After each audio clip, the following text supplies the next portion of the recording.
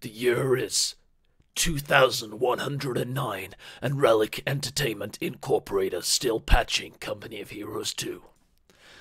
Hello and welcome to a rather short to intermediate length video on quite a small patch, but a distinct patch. I mean, there's a few little tournaments going on at the moment, like King of the Hill and Spring Map Cup or Winter Map Cup, whichever one. It's Seasonal Map Cup, that's it. There's stuff going on at the moment, so it's nice that some of the more OP and bullshit things are getting nerfed, but the overall message of this video is I really like how they're being nerfed. In my opinion, Company Heroes 2 has been dying a death by 1,000 cuts over the last 3 years, in the fact that there's been so many minor nerfs in the power of things and how accurate they are, how lethal they are, etc., that the game has become largely homogenized and a lot less lethal.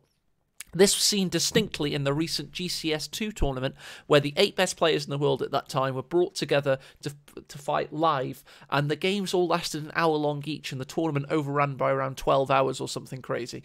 Because it was that difficult for people to finish each other off, the games were getting dragged out, etc., and I think that is possibly a product of the balancing in how it's been slightly nerfing everything. So I'm very pleased to see that the JLI is the most overpowered thing in the game before this patch. They are now just costing 30 manpower more. You can't flood the field with them as immediately quickly. It's over a minute and a half longer. And we've had a third boost to the cost of the G43 upgrade. So you can still make them work. It's a little bit harder. And it's cost you more. So I like that kind of stuff. I like seeing powerful stuff that costs a little bit more. Not always just nerfing the power of things. Sturmtiger's had some interesting buffs. It's now guaranteed to take out a mortar pit with a 1.3 damage multiplier against emplacement types. This takes us back to the old days of Co 1 with target tables, and I really like this kind of twists on the game. It makes it a lot more interesting because you see clear, chosen, hard-coded dynamics, not just things that are properties of the game engine naturally. These are actual human thoughts, and I like it as an expression. And then a few other little changes, a few things here that are impossible to change because, of course, it's the community modders operating under the supervision of Relic with the mod tools, not actual coders and animators or whatever. 221 and a tightrope seem to make it work pretty damn fine on its own, but it's had 4 buffs for 1 nerf. So the buffs are fuel is 5 fuel less to build it. Its penetration is a little bit better. Its vet requirements are a bit speedier, so you can get it up vetted quicker, and the armor is better.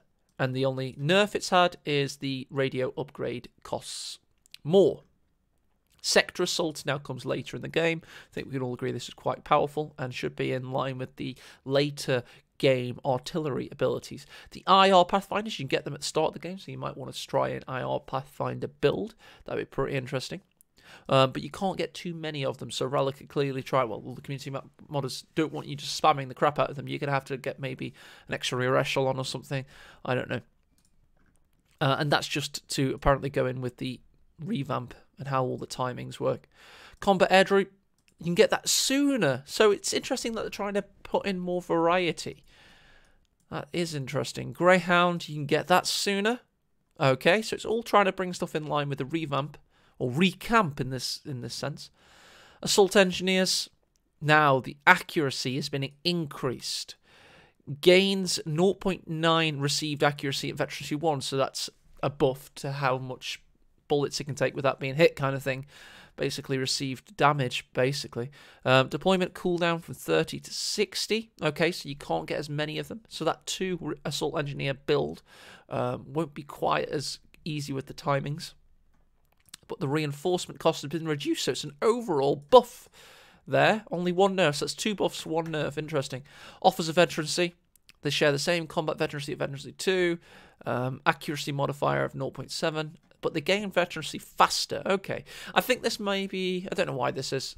Maybe it's just trying to bring more variety into the overall US play.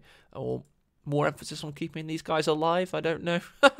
Valentine, you can only get 1 of them, basically. They're not actually changing how it works. You can just get 1 of them. And they're more meant to be a reconnaissance platform for the Royal Artillery Regiment, aren't they? So kind of makes sense that it's command tank. It's a very easy change to make, and it's one that does fit in with the doctrine. So I like to see that.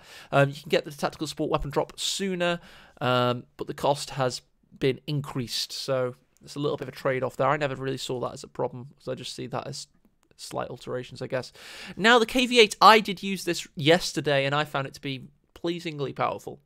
I'm a little bit depressed to see something that I've just found works is now immediately getting nerfed.